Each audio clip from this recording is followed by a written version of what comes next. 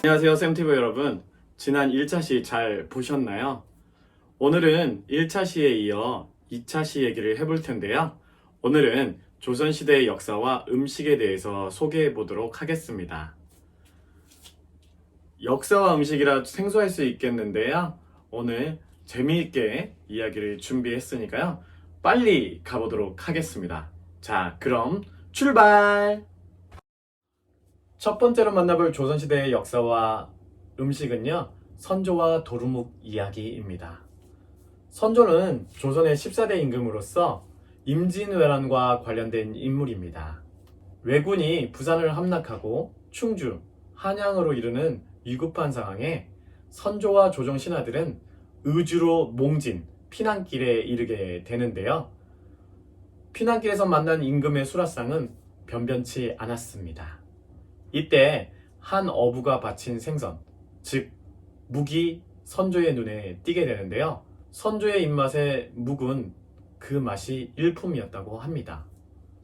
그래서 어부에게 그 물고기의 이름을 물었는데 묵이라고 하자 선조는 이 맛있는 생선이 묵이라는 이름은 어울리지 않는다. 지금으로부터 은어라고 부르도록 하여라 해서 그때부터 은어라고 불리게 되었다고 합니다. 전쟁이 끝나고 선조는 다시 궁으로 돌아왔는데요. 예전 기억을 되살려 수라상에 묵을 진상하도록 하였습니다. 수라상에 올라온 묵을 다시 맛본 선조는요, 예전과 물고기 맛이 다름을 알게 되고요. 이런 말을 남겼다고 합니다. 이제부터 은어라고 하지 말고 도로 묵이라고 하도록 하여라 해서 현재까지 묵이라고 불린다고 합니다. 그런데 선조와 도루묵 얘기에서 두 가지 의문점이 있습니다. 첫 번째는 선조가 맛본 도루묵은 강원도와 동해안에서 주로 잡히는 생선인데요. 의주로 향하던 선조는 강원도나 동해안으로 갈 이유가 없었습니다. 따라서 선조가 동해안에 갈 일도 없었기 때문에 도루묵을 맛보는 일은 거의 없었다고 할 수 있겠습니다. 두 번째로는요, 선조가 몽진을 떠났던 시기가 초여름이었던 6월이었다는 점입니다. 도루묵은 보통 10월에서 그 이듬해 1월까지 잡히는 생선으로 주로 겨울철에 잡힌다고 생각할 수 있는데요.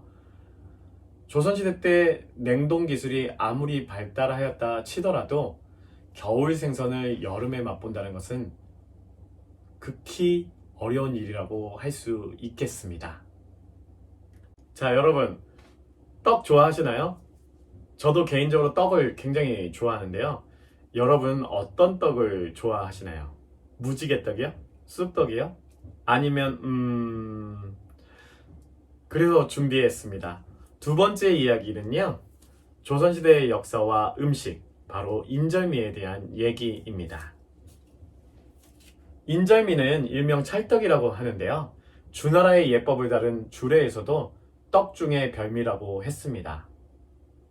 여기 재미있는 인절미에 관련된 이야기가 있어 소개하려고 합니다. 때는 바야흐로 이괄의 난이 있었던 1624년, 인조는 잠시 한양을 비우고 일주일간 공주 공산성으로 향하게 됩니다. 이곳에서 인조는 수라상에 올라온 떡을 맛보게 되는데요. 그 떡의 맛이 얼마나 좋았던지 신하들에게 이 떡의 이름이 무엇인고 물어봤다고 합니다. 그런데 신하들 중에 아무도 이 떡의 이름을 알지 못했고, 재차 인조가 물어보니 이름은 모르겠고 이 떡을 가져온 사람이 임시성을 가진 사람입니다, 이렇게 대답하였다고 합니다. 이에 인조는 맛이 아름답게 뛰어나다 하여 절미라 붙이고 가져온 사람의 성을 붙여 임절미라고 했는데요. 시간이 흐르면서 발음하기 좋은 인절미로 변경되었다고 합니다. 또한 조선 후기 실학자였던 이익은요, 성호사설에서 연백평야에서 나오는 인절미가 가장 으뜸이라고 얘기했는데요. 연백평야의 쌀은 조선시대 때 임금에게 진상될 정도로 맛있는 쌀이었습니다.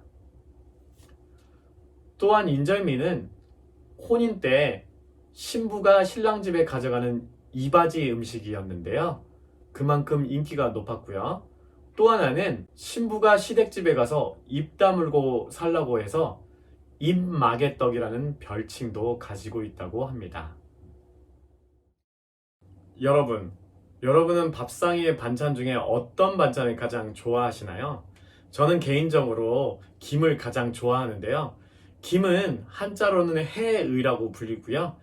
왕의 수라상에 자주 올랐다고 합니다. 김이 우리 역사상 처음 등장하게 된 것은 지금으로부터 370여 년 전이었는데요. 종이장처럼 생긴 검은 음식이 임금님의 수라상에 올라가게 됩니다. 이때 임금님은 이 음식의 이름이 무엇인고 신하들에게 묻게 되는데요. 신하들은 아는 이가 없었고 한 가지 사실은 확실했습니다.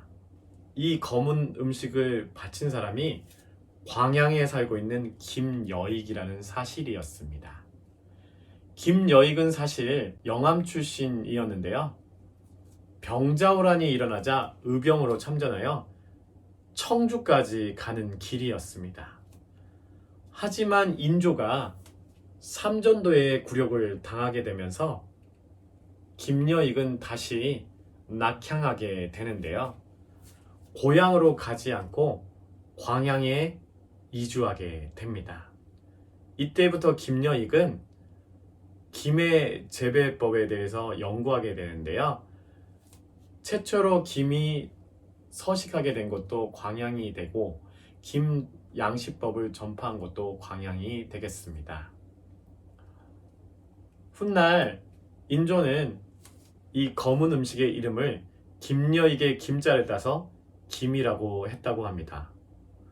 만약 김여익이 아닌 다른 사람이 김을 발견했다면 김은 어떤 이름으로 불리게 되었을까요?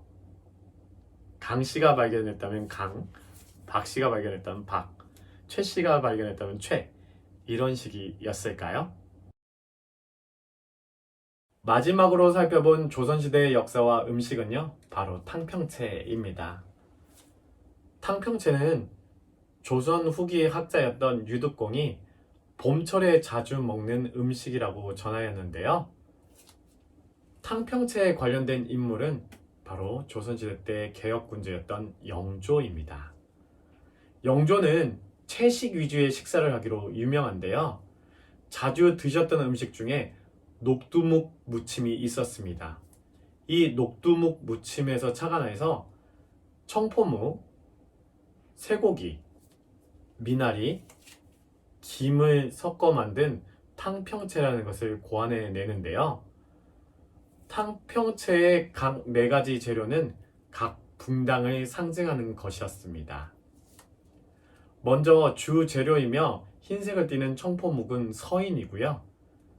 붉은 빛깔을 띠는 쇠고기는 남인, 그리고 푸른 빛깔을 띠는 미나리는 동인, 그리고 마지막으로 검은 빛깔을 띠는 김은 북인을 상징했습니다. 영조는 이 4가지 색깔을 섞어 조화를 이루려고 노력했는데요. 조선시대 때 개혁군주로 유명한 영조는 탕평정치로도 유명합니다. 탕평정치는 한쪽에 치우치지 않고 공평하게 정치를 실현하고자 했던 영조의 뜻을 담고 있는데요. 탕평이라는 말은 조선 숙종 때부터 쓰여서 정조 때까지 쓰이게 됩니다. 처음으로 탕평이라는 말을 쓴 사람은 박세채라고 하는 사람이었습니다. 여기에서 알 수 있듯이 영조는 음식도 정치에 관련하여 이렇게 해석을 했는데요. 당시 상황을 극명하게 보여주는 상황이기도 합니다. 영조가 왕위에 올랐을 때는요, 당파들이 끊임없이 싸우고 있는 붕당의 중심에 있었거든요. 숙종이 탕평책을 쓰긴 했지만 탕평책이 완전히 완성되지 못했고, 영조 또한 탕평책을 쓰긴 했으나 결론적으로 말씀드리면 완벽하게 처리하지 못했습니다. 그래서 탕평책을 완성하는 것은 정조에 이르게 되는데요. 하지만 정조가 이렇게 탕평책을 완성할 수 있었던 데는 할아버지였던 영조의 역할이 컸다고 할 수 있겠습니다. 여러분, 어떻게 오늘 2차 시 조선시대의 역사와 음식 재미있으셨나요? 오늘 제 얘기는 여기까지입니다. 다음 시간에는 조선시대와 영화로 여러분을 찾아뵙도록 하겠습니다. 그럼 다음 시간까지 안녕!